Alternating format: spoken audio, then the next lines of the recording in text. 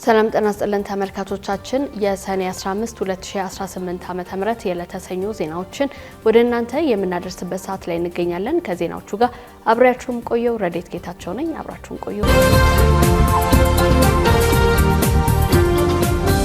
አርስተ ዜና በ2019 በጀት ዓመት የኢትዮጵያ ብር ይረጋጋል ተብሎ እንደሚጠበቅ የገንዘብ ሚኒስትሩ አህመድ ሺዴ ለፓርላማ ገለጹ። ኢዜማ በ2018 ሀገር አቀፍ ምርጫ 86 መቀመጫዎችን ማሸነፉን አስታወቀ። ወደ ውጪ ስናልፍ የብሪታንያው ጠቅላይ ሚኒስትር ኬር ስታርመር ከስልጣናቸው ለቀቁ።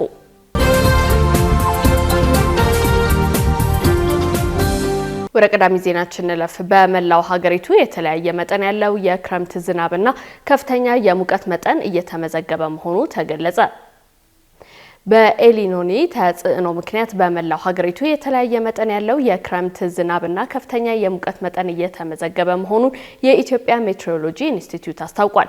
ካለፉት ቀናት ጀምሮ በሀገሪቱ በአብዛኞቹ አካባቢዎች ላይ ጠንካራ የደመና ክምችት የነበረ ሲሆን ከቀላል እስከ መካከለኛ እንዲሁም ከ30–125 ሚሊሜትር የሚደርስ እጅግ ከባድ መጠን ያለው ዝናብ መመዝገቡን የኢንስቲትዩቱ የትንበያና ቅድመ ማስጠንቀቂያ ዘርፍ ምክትል ዋና ዳይሬክተር ዶክተር አሳምነው ተሾመ ገልጸዋል። ይህ በአሁኑ ወቅት እየታየ ያለው የዝናብ መጠንና ስርጭት ለግብርና ስራ እንቅስቃሴ፣ ለማዳበሪያ ዝግጅት፣ ለውሃ ተፋሰሶች ልማት እንዲሁም ለቋሚ ተክሎች ፍላጎት መሟላት ከፍተኛ ጠቀሜታ እንዳለውም ተናግረዋል። ይሁን እንጂ የክረምቱ ዝናብ ጠቃሚነት በሆኑት በእነዚህ አካባቢዎች ዝናብ እየጣለ ባለበት በአሁኑ ወቅት በሌላ በኩል ደግሞ በሶማሌ ክልል ደቡባዊ ክፍሎች፣ በጋምቤላ፣ በመተማ፣ በቋራ፣ በአፋር፣ በሰመራ፣ በዱፍቲ፣ በቀብሪ ዳሃርና በጎዴ አካባቢዎች የቀኑ ከፍተኛ የሙቀት መጠን እስከ 41 ዲግሪ ሴልሺየስ ሆኖ መመዝገቡን ምክትል ዋና ዳይሬክተሩ ጠቅሰዋል።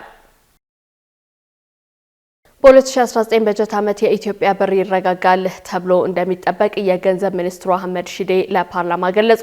በዚህ በጀት ዓመት ብር በ15 በመቶ ቢቀንስም በመጪው በጀት ዓመት የ9.8 በመቶ የኢኮኖሚ እድገት እንደሚመዘገብ ሚኒስቴሩ አስታውቋል። ይህ እድገት በግብርና 7.1 በመቶ፣ በኢንዱስትሪ 11.6 በመቶና በአገልግሎት 8.5 በመቶ ዘርፎች የሚመራ ነው። ነገር ግን በሩቅ የምስራቅ ግጭት ሳቢያ በጨመረው የነዳጅ ዋጋ ምክንያት የሀገሪቱ የገቢ እቃዎች ወጪ 25.8 ቢሊዮን ዶላር ይደርሳል ተብሏል። ከዚህ ውስጥ 6 ቢሊዮን ዶላሩ ለነዳጅ የሚውል መሆኑ ተገልጿል።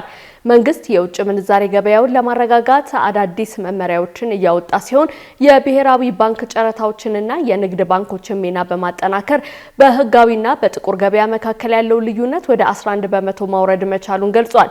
እንዲሁም የውጭ ዕዳን መልሶ ለማዋቀር ድርድሮች እየተደረጉ ነው። ኢዜማ በ2018 ሀገር አቀፍ ምርጫ 86 መቀመጫዎችን ማሸነፉን አስታወቀ። ኢዜማ የ2018 ሀገር አቀፍ ምርጫ ውጤት ተከትሎ በድምሩ 86 የምክር ቤት ወንበሮችን በማሸነፍ ቀዳሚው ተፎካካሪ ፓርቲ መሆኑን አስታውቋል። የኢትዮጵያ ብሔራዊ ምርጫ ቦርድ ትላንት ይፋ ያደረገውን የ2018 ሀገር አቀፍ የምርጫ ውጤት ተከትሎ የኢትዮጵያ ዜጎች ለማህበራዊ ፍትህ ይፋዊ መግለጫ ሰጥቷል። ፓርቲው በምርጫ ሂደት ከነበሩ እንከኖች ጋር ምርጫው በሰላም መጠናቀቁን በማድነቅ ለእጩዎቹ ለአባላቱና ለደጋፊዎቹ የእንኳን ደስ አላችሁ መልእክት አስተላልፏል። ኢዜማ ለውድድር በቀረበባቸው የምርጫ ክልሎች ባስመዘገበው ውጤት መሰረት በሀገር አቀፍ ደረጃ ቀዳሚው ተፎካካሪ ፓርቲ መሆኑን አረጋግጧል።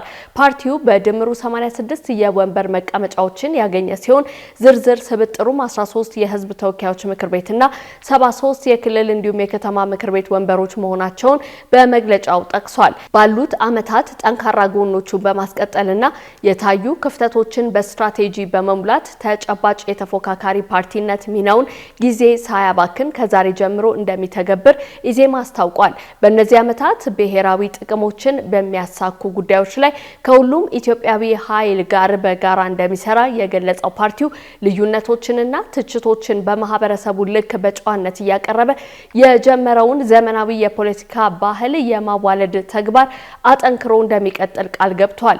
ኢዜማ ምርጫውን አሸንፎ ገዢ ሆኖ እንዲቀጥል ለተመረጠው ብልጽግና ፓርቲና የህዝብ ውክልናን ላሳኩ ሌሎች ተፎካካሪዎች እንኳን ደስ አላችሁ መልእክታቸውን አስተላልፈዋል።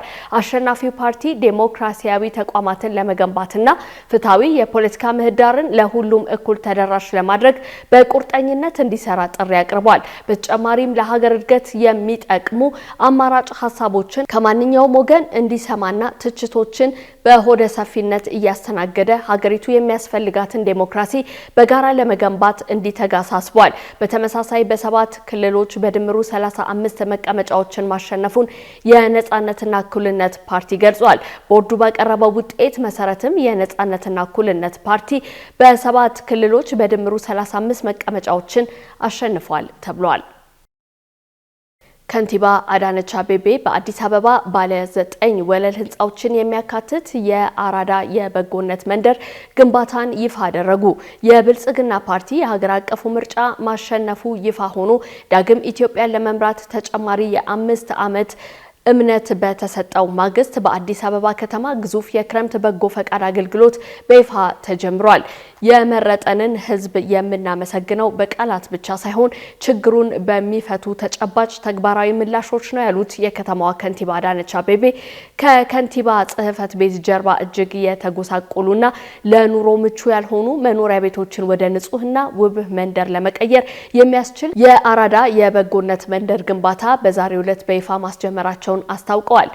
የግዙፍ ፕሮጀክት ባለ 9 ወለል 8 ዘመናዊ ህንጻዎችንና 2 ባለ 4 ወለል የገበያ ማዕከላትን የሚያካትት ሲሆን ለነዋሪዎች ምቹ የሆኑ የመኖሪያ ቤቶች፣ የጋራ መገልገያዎች፣ አረንጓዴ ስፍራዎችና የህፃናት ስፖርት ሜዳዎችን በማካተት ለሰው ልጆች ክብር የሚመጥን ዘመናዊ አኗኗርን በመፍጠር የከተማዋን ገጽታ ሙሉ በሙሉ የሚቀይር ይሆናል። በዘንድሮ የክረምት በጎ ፈቃድ መርሃ ግብር አጠቃላይ 2500 ቤቶችን ለመገንባት የታቀደ ሲሆን ከቤት ግንባታ ባሻገር በርካታ ህብረተሰብ ተኮር ስራዎች እንደሚከናወኑ ተገልጿል።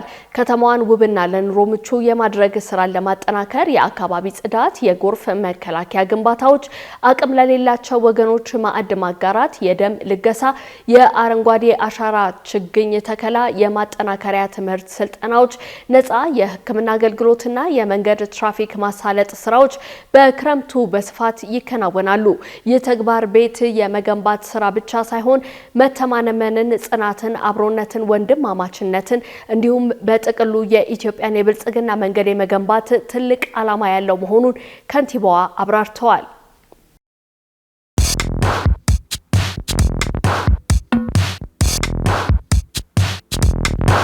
የማድረስ አገልግሎት የወደፊት ዕጣ ፈንታ እዚህ ደርሷል። በትሩዝ የታገዘም ትሩዝ ዴሊቨሪን እናስተዋውቆ። የኛ 100% የኤሌክትሪክ ሞተሮች ለአካባቢ ተስማሚ ብቻ አይደሉም፣ ፈጣን፣ ጸጥተኛና አስተማማኝም ናቸው። ያለምንም ጫጫታ፣ ያለምንም ጭስ የእርስዎ ጥቅል በሰዓቱ ይደርሳል። በቀጥታ ክትትል ላይፍ ትራኪንግ ሁሉንም ነገር ይቆጣጠሩ። ጥቅሎ እስከ ደጃፎ ድረስ ያለውን እንቅስቃሴ በቀጥታ ይመልከቱ። ደህንነት ቅድሚያ የምንሰጠው ጉዳይ ነው። በእኛ የተቀባይ ማረጋገጫ ሪሲቨር ኮንፈርሜሽን ዘዴ ጥቅሎ በትክክለኛው እጅ መግባቱ እናረጋግጣለን። እርስዎ ያረጋግጣሉ፣ እኛም እናስረክባለን። እገዛ ይፈልጋሉ? ቡድናችን ሁልጊዜ በ8194 ዝግጁ ነው። ትሩዝ ዴሊቨሪ ለአካባቢ ተስማሚ፣ ደህንነቱ የተጠበቀና የቀጥታ ክትትል ያለው። ዛሬውኑ በ8194 ይደውሉ። ተመልካቾቻችን ያላችሁት ናሁ ቴሌቪዥን ላይ ነው። አሁን ደግሞ ወደ ውጭ ዜናዎች እናልፋለን። ኢራን አሜሪካ ከገባችባቸው ግዴታዎች ማፈግፈግ አትችልም መባሏ ተገለጸ። በስዊዘርላንድ የተካሄደው የአሜሪካና ኢራን ከፍተኛ ደረጃ ውይይት በኢራን ላይ የተጣሉ ማዕቀቦችን ለማቅለልና የነዳጅ ሽያጭን ለማሳደግ አዎንታዊ እድገት ማሳየቱን የኢራን የውጭ ጉዳይ ሚኒስቴር ቃል አቀባይ እስማኤል ባጋኢ ገልጸዋል። ባጋኢ ለኢራንና የዜና ወኪል እንደተናገሩት ለ18 ሰዓታት የተካሄደው ድርድር በበርካታ ጉዳዮች ላይ መሻሻል አስመዝግቧል። የኢራን ነዳጅ ወደ ውጭ ገበያ መላክ፣ አስፈላጊ ፈቃዶችን ማግኘትና የታገዱ ንብረቶችን ማስለቀቅ ከዋና ዋና የውይይቱ አጀንዳዎች መካከል እንደነበሩ ገልጸዋል። ውይይቱ በአሜሪካው ፕሬዝዳንት ዶናልድ ትራምፕ ከተሰነዘሩ አስጠንቃቂ መግለጫዎች በኋላ ለአጭር ጊዜ ቢቋረጥም በአስታራቂዎች አማካኝነት መቀጠሉን ባጋይ አስታውቀዋል።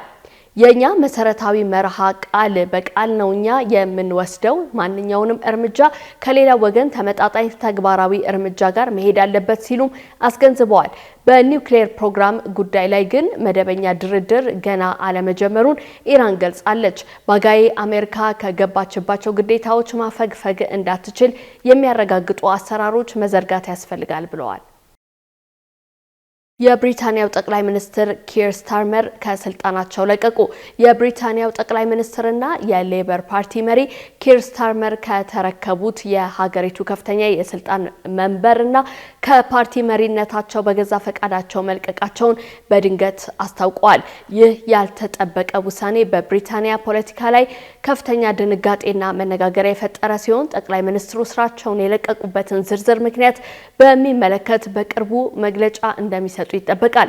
ኪር ስታርመር በሰጡት አጭር መግለጫ ሀገራቸውንና ፓርቲያቸውን በታማኝነት ማገልገላቸውን ገልጸው አሁን ግን ለአዳዲስ መሪዎች መንገዱን መልቀቅ ተገቢ ሆኖ ማግኘታቸውን ጠቁመዋል።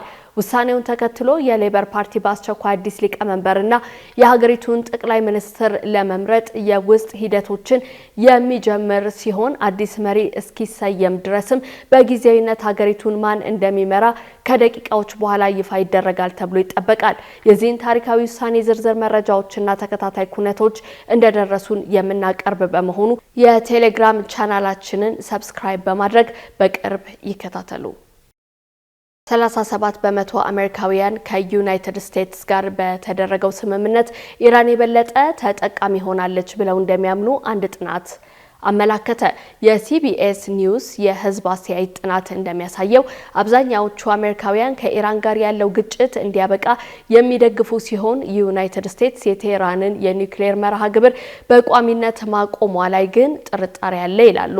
በቅርቡ በአሜሪካ የተካሄደ ጥናት እንደሚያሳየው 37 በመቶ የሚሆኑ አሜሪካውያን የተደረሰው ስምምነት ለኢራን ያደላ እንደሆነ ያምናሉ ተብሏል። ለሲቢኤስ ኒውስ እና ዩጎቭ 2519 አሜሪካውያንን በማሳተፉ ከኢራን ጋር ስለተደረገው ስምምነት ጥናት አካሂደዋል።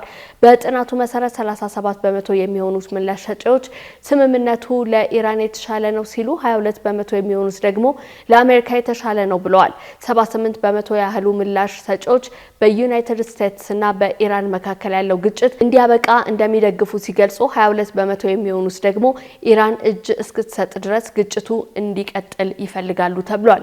ዩናይትድ ስቴትስ የኢራንን የኒውክሌር መርሃ ግብር በቋሚነት አቁማለች ወይ በሚል ጥያቄ ላይ 31 በመቶ የሚሆኑት አው ሲሉ 69 በመቶ የሚሆኑት ግን ጥርጣሬያቸውን ገልጸዋል። ይህ በእንዲህ እንዳለ 36 በመቶ የሚሆኑት ምላሽ ሰጪዎች የዩናይትድ ስቴትስ ፕሬዝዳንት ዶናልድ ትራምፕ ከኢራን ጋር ያለውን ሁኔታ በያዙበት መንገድ ሲስማሙ 64 በመቶ የሚሆኑት ደግሞ ተቃውመዋል። ተመሳሳይ 92 በመቶ የሚሆኑ እስራኤላውያን በጦርነቱ ኢራን የበላይነቱን እንዳገኘች በይፋ አምነዋል ተብሏል።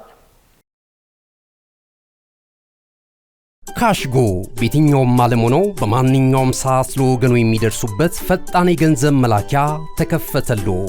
ማስተርና ቪዛ ካርዶን በመጠቀም ከ5 እስከ 20 ዶላር የሚልኩበት አዲስ የገንዘብ መላኪያ መንገድ። ካሽጎን ለየት የሚያደርገው የትኛውም የገንዘብ ዝውውር በፍጥነት አገልግሎት ከመስጠቱም ባሻገር ለማንኛውም አገልግሎት ምንም አይነት ክፍያ አለመጠየቁ ነው። በሀገራችን ታሪክ ገንዘብን ከውጪ ወደ ሀገር ቤት በማስተላለፍ በመተግበሪያ መልክ አገልግሎት መስጠት የጀመረው የመጀመሪያው ሀገር በቀል የገንዘብ መላኪያ ዘዴ ካሽጎ ከ4500 በላይ ባሉ የባንክ ቅርንጫፎች አገልግሎት እየሰጠ ይገኛል። ገንዘቦን በሰኮንዶች ልዩነት ውስጥ ይፈልጉ በአካውንቶ ወይንም በእጆ ቆጥረው የሚወስዱበት ልዩ ዘዴ። በቅርቡ ሁሉንም ኢትዮጵያዊ ባለቤት ለማድረግ ጉዞ የጀመረው ካሽጎ ዛሬውኑ መተግበሪያውን በስልኮ ላይ በመጫን የአገልግሎቱ ተጠቃሚ ሆኑ። ፍጥነት መለያችን፣ ኢትዮጵያን መክፈቻችን፣ ካሽጎ ነው መላኪያችን። ካሽጎ የአዲሱ ትውልድ ብራንድ። ተመልካቾቻችን ዜናዎቻችን እነዚህን ይመስላሉ። ከዜናዎቹ ጋር አብራችሁ የቆየሁት ረዴት ጌታቸው ነኝ። ጤና ይስጥልኝ።